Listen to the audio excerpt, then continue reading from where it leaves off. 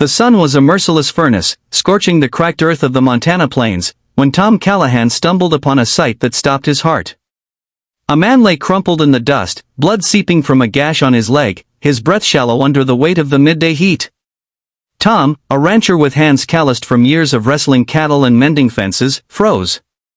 The man's dark hair and weathered features marked him as a native, likely from the Blackfoot tribe that roamed these lands long before Tom's family staked their claim. Instinct screamed at Tom to keep moving. Water was scarce, and strangers could mean trouble, but something deeper, something human, pulled him closer. Tom knelt beside the man, whose name he'd later learn was Keem, and pressed his canteen to the stranger's cracked lips. The water trickled out, precious drops disappearing into the parched earth, but Keem's eyes fluttered open, meeting Tom's with a mix of suspicion and gratitude. "Why?" Keem rasped, his voice like gravel. Tom didn't have an answer, not really. He just knew that leaving a man to die wasn't who he was, no matter the stories he'd heard about raids or the old grudges that simmered between ranchers and tribes.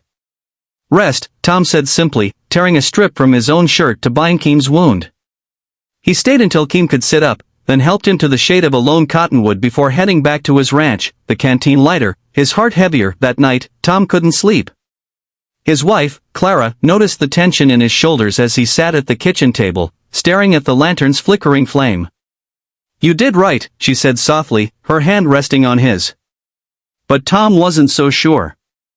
Water was life out here, and he'd given away what little they could spare. The drought had stretched on for months, turning their once lush pastures into a graveyard of brittle grass. Their herd was thinning, their savings dwindling, and their teenage daughter, Ellie, had started asking questions about whether they'd lose the ranch. Tom's father had built this place with his own hands, and the thought of failing it gnawed at him like a coyote on a bone. At dawn, the ground trembled. Tom stepped onto the porch, coffee mug in hand, and froze. A cloud of dust rose on the horizon, and with it came the thunder of hooves. Dozens of riders approached, their silhouettes sharp against the rising sun. Blackfoot warriors, faces painted, feathers catching the light, rode with a purpose that made Tom's gut twist. Clara gripped his arm, and Ellie peeked from behind the door, her eyes wide. "What do they want?" she whispered.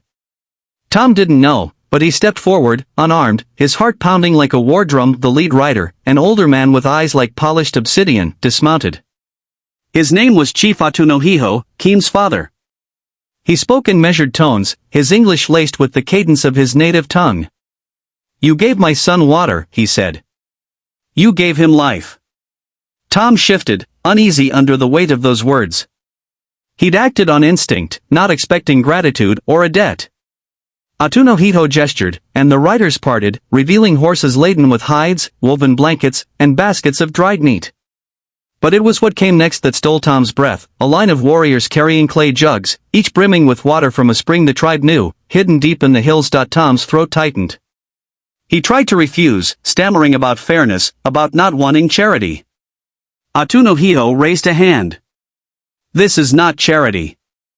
This is balance. You gave without asking. We give in return." The words landed like a stone in Tom's chest, stirring memories of his father teaching him to share what little they had, even when it hurt. He thought of Ellie, who'd been watching the well dry up, and Clara, who'd been rationing every drop. This water wasn't just a gift, it was survival, but the exchange wasn't without cost. As the tribe set up camp nearby to trade and share knowledge, whispers spread among Tom's neighbors. Old fears surfaced, tales of stolen cattle, of blood feuds from decades past.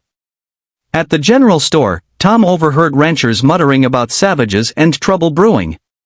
One, a grizzled man named Hank, confronted Tom outright. "You're inviting danger," he spat. "They'll take what's yours and leave you with nothing." Tom's jaw clenched, but he held his tongue. He knew Hank's anger came from fear, from years of drought and loss that made trust a luxury no one could afford. The real challenge came when Ellie, curious and bold, slipped away to the Blackfoot camp one evening. Tom found her there, laughing with Keem's younger sister, learning to weave a basket. His relief warred with panic. What if the neighbors saw? What if they used this as fuel for their suspicions? Keem, now healed, approached Tom. "She is welcome here," he said, his voice steady. "But I know your people's fears. They are not so different from ours."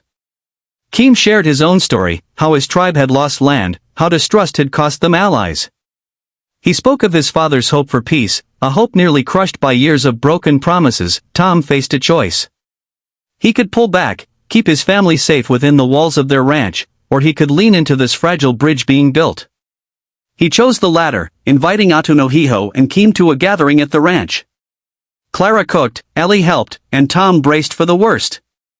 A few neighbors came, wary but curious.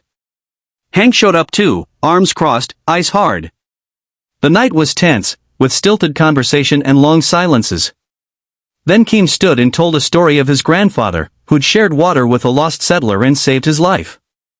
The room softened. Clara shared their own struggles, her voice breaking as she spoke of the drought.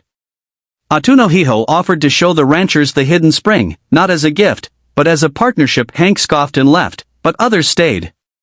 Over days, the Blackfoot taught the ranchers to find water, to read the land signs. In return, Tom shared his knowledge of grazing patterns, helping the tribe sustain their horses. It wasn't perfect, distrust lingered, and some ranchers never came around. But the spring's water flowed, and with it, a spark of hope. Ellie, inspired, began sketching the Blackfoot stories, dreaming of a book to share their culture. Clara found strength in new friendships, and Tom felt his father's pride in every shared meal, every mended fence. By the time the tribe moved on, the ranch was alive again. The cattle drank deeply, the grass began to green, and Tom's heart carried a new weight, gratitude. He stood on the porch one evening, watching the sunset paint the plains gold, and felt Clara's hand in his. "We're not alone anymore," she said. He nodded, knowing the road ahead wouldn't be easy, but also knowing they'd face it together, with neighbors, with allies, with trust hard-earned. And so, to you watching this story unfold, imagine standing where Tom did, at the edge of fear and hope. What would you give to a stranger? What would you risk for a chance at something better? The plains still stretch wide, the sun still burns, but the water flows now, a reminder that even in the driest times, a single act of kindness can bring a flood of change.